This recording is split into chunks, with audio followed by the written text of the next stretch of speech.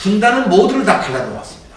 뭐 아까 말씀드린 국토도 갈라놓았고 정부도 갈라놓았고 우리 사람과 사람도 갈라놓고 우리 마음도 갈라놓고 그렇게 갈라놓은 것이죠. 지금까지 드린 말씀에 이런 세 가지 분단에 대한 설명은 여러 학자들의 밝혀낸 종합된 이론들입니다. 분단이 우리를 갈라놓았다고 했을 때 이 결과는 처참한 것이죠.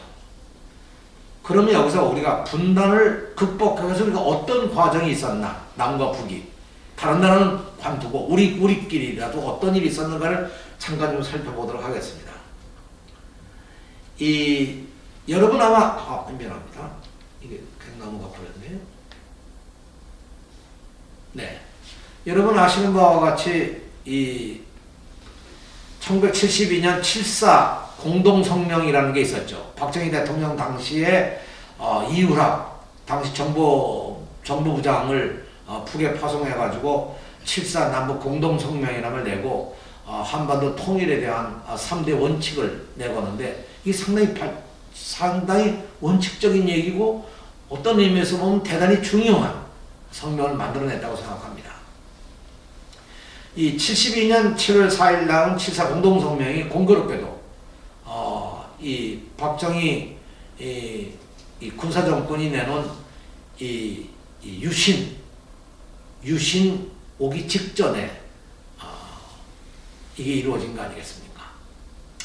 그런 의미에서 이 7.4 공동성명이 중요하고요. 그 이후에 88년에 우리 올림픽 있던 해죠. 네, 그때 민족자정과 번영을 위한 대통령 특별선언이라고 하는 노태우 대통령의 선언이 나옵니다. 이건 남북이 합의한 게 아니라 우리가 내놓은 거죠. 여기에 따라서 남북 간의 대화가 시작되고 결국 91년 9월 18일 남북이 유엔에 동시가입을 합니다. 이 대단한 획기적인 변화를 가져온 것이죠. 동시에 이때 사실 유엔 동시가입뿐만 아니라 교차 승인을 하자는 원칙이 세워져서 사실 우리는 중국과 소련과 외교관계를 수립하는데 성공하지만 북한은 미국과 일본과 외교관계를 수립하는 이 교차 승인에 실패합니다.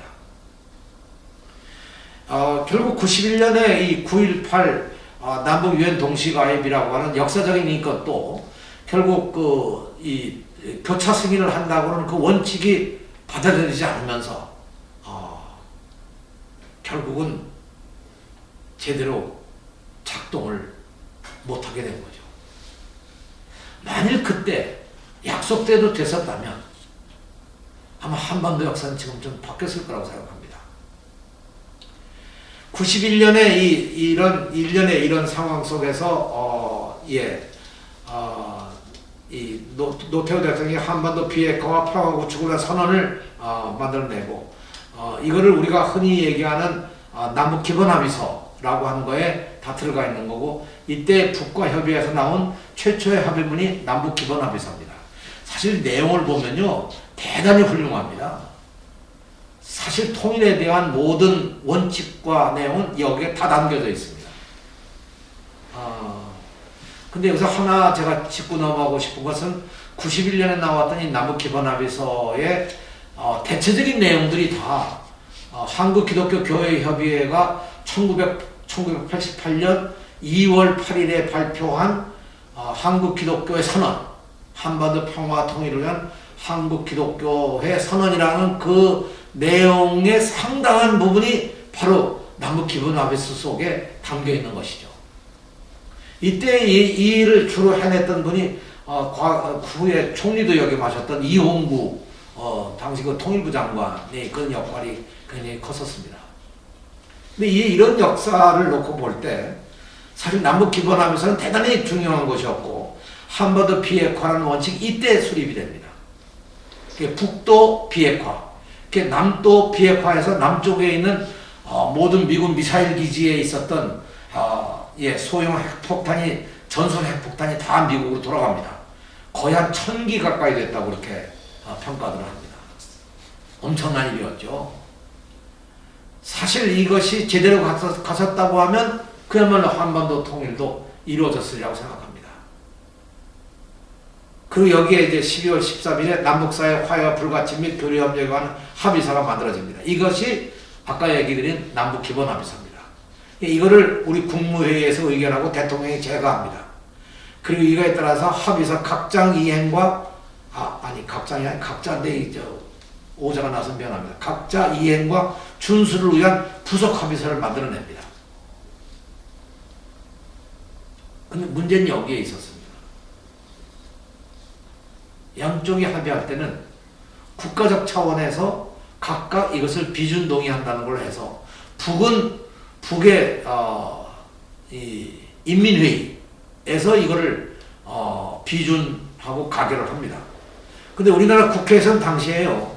이건 남북이라고 하는 것이 뭐 국가 간의 관계도 아니고 무슨 조약도 아니고 이런 합의서인데 이걸 왜 우리가 비준 동의를 하느냐? 법률적 근거가 없다 해서 국회가 그걸 거부합니다. 거부했기 때문에 할 수 없이 국무회의에서 의결하고 대통령이 제거한 것이죠. 근데 북은 이걸 인정하지 않았습니다. 왜냐하면 정식으로 의회가 비준했어야 되는데 의회가 하지 않은 거에 대한 것으로 북은 이걸 받아들이지 않은 거죠. 다시 말하면 북은 공식적인 절차를 합의대로 진행을 한 반면에 우리는 공식적인 절차를 진행하지 못한 겁니다. 그 결과로 남북기본합의서는 그 엄청난 이 의미를 담고 있고 그 결과 UN 동시가입도 하고 그리고 아까 말씀드린 바와 같이 핵무기도 다 제거하고 한반도 비핵화라는 것도 합의를 해내고 불가침 조약, 화해 이런 걸 다 만들어내는 거죠. 불가침이라는 게 굉장히 중요한 겁니다. 여기 아까 제가 말씀드리려고 하다 안 한 건데 불가침이라는 게 뭐예요? 서로 공격하지 않는다는 거 아니겠습니까? 적대적 관계를 해소한다는 거거든요. 그러나 우리는 지금도 우리 국민들 속에 보면 북에 대해서 적개심이 가득합니다. 수많은 사람들이 여전히 그렇게 그걸 가지고 있다는 것. 적대적 관계 해소하는 걸 가령 지금 막 공개적으로 얘기한다고 그럴 때 그게 잘 받아들여지겠습니까? 우리 사회에서? 근데 이미 91년도에 합의됐던 것이거든요. 이것이 국회에서 비준 동의가 됐었다면 그리고 제대로 역사에서 살아있는 문서로 작동이 됐었다면 그야말로 한반도의 이 우리가 얘기하는 이 어려운 과정은 아마 해소가 됐었으리라고 생각합니다. 안 됩니다. 또 하나 불행했던 건 김영삼 대통령과 김일성 주석이 정상회담을 하기로 합의가 됐었는데 이것도 정상회담 하기 불과 며칠 전에 김일성 주석이 그만 세상을 뜹니다. 그래서 무산됩니다. 문장이 조금 잘못된 것 같은데 이해해 주시길 바랍니다. 그 다음 단계 가서 결국 2000년대에 오면서 김대중 대통령께서 김정일 국방위원장과 남북 공동선언을 채택하면서 흔히 얘기하는 6.15 공동선언 이란 게 한반도 통일과 평화를 위한 아주 기본적인 선언이 된 거죠. 아까 말씀드린 남북기본합의서 이후에 공동선언이라고 하는 것이 갖는 가치와 무게는 대단합니다. 이거는 남북이 그야말로 공유한 가장 중요한 것이죠. 그런데 2006년 10월 9일에 북측에서 첫 핵실험을 합니다. 왜 핵실험했냐 여기서? 그것이 바로 북미 관계가 깨지면서부터 그 깨진 원인이 여기까지 온 것이죠. 조금 설명을 드리면 미국과 북한이 1994년 제네바에서 회담을 하고 제네바에서 합의한 것이 뭐냐면 그야말로 북한과 외교 관계도 수립을 하고 북한과의 이 경제 협력이나 이런 것도 할 뿐만 아니라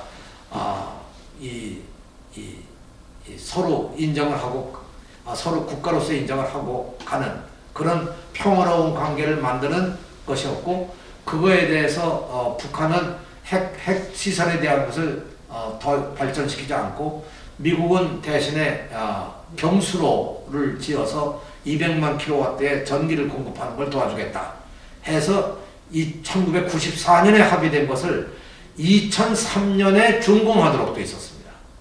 우리 정부도 다 미국하고 협의를 해서 캐도라는 걸 만들어서 이 평안남도 신포에 바로 이러한 경수로 공사를 시작을 했는데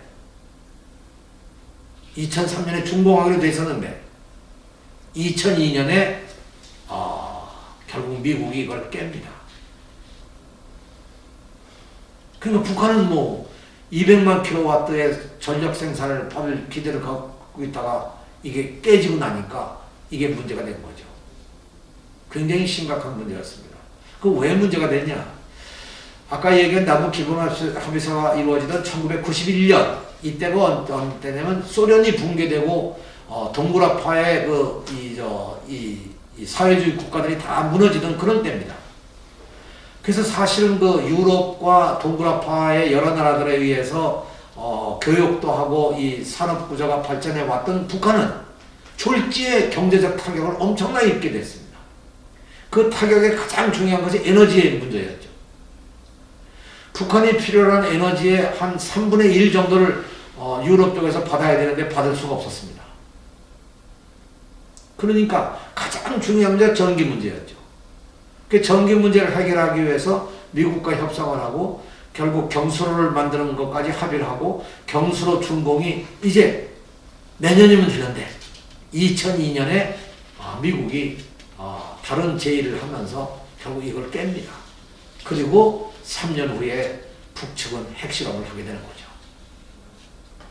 이 과정이 다 사실은 있는 거죠. 그리고 남북관계도 완전히 무너집니다. 남북관계를 복원할 때가 참으로 힘들었지만 마침내 2007년 10월 4일 노무현 대통령 김정일 국방위원장이 남북 정상선언을 채택합니다.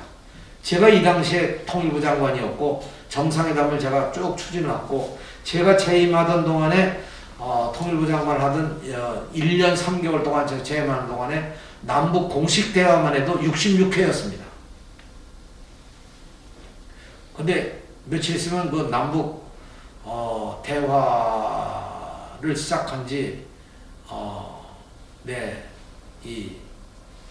꽤 오랜 이제 기념일도 들어오는데요. 지난 과정 동안에 남북 대화가 공식적으로 이루어진 것이 약 한 650회입니다. 근데 제 재임 동안에 1년 동안에 66회를 했으니까 거의 한 10분의 1 넘게 저희가 해온 셈이죠. 이때만 해도 참 좋았던 시절입니다. 어떻든 그러나 정권이 바뀌고 2008년 7월 11일 불행하게도 박왕자 씨가 금강산 여행을 하다가 북측 지역에서 무단히 그 북측 지역을 들어갔다가 거기서 피살을 당합니다. 2010년에는 천안함이 백령도 근처에서 침몰을 합니다. 이런 과정을 겪으면서 2016년 2월에는 박근혜 대통령이 개성공단을 폐쇄하고요. 그러고 나서 새로운 것이 이루어진 것이 2018년 평창 올림픽을 계기로 해서 아주 놀라운 변화가 일어납니다. 남북 동시 입장을 하고 단일팀을 구성하고 문재인 대통령과 김정은 위원장이 판문점에서 회담하고 판문점 선언을 채택하는 한편 9월 19일에는 문재인 대통령 김정은 위원장이 평양 선언을 채택합니다. 그런데 북은 2020년 6월 16일 북측 개성연락사무소 건물을 북측에 있는 개성공단의 북측군에 있는 연락사무소 건물을 폭파합니다. 왜 그랬을까요? 지금까지 우리가 남북 분단을 해결하기 위한 정부 측의 노력들만 제가 열거했습니다만 어떤 어려워도 그래도 끊임없이 진행되어 왔는데 왜 이렇게 됐을까? 이렇게 된 데는 분명히 이유가 있겠죠.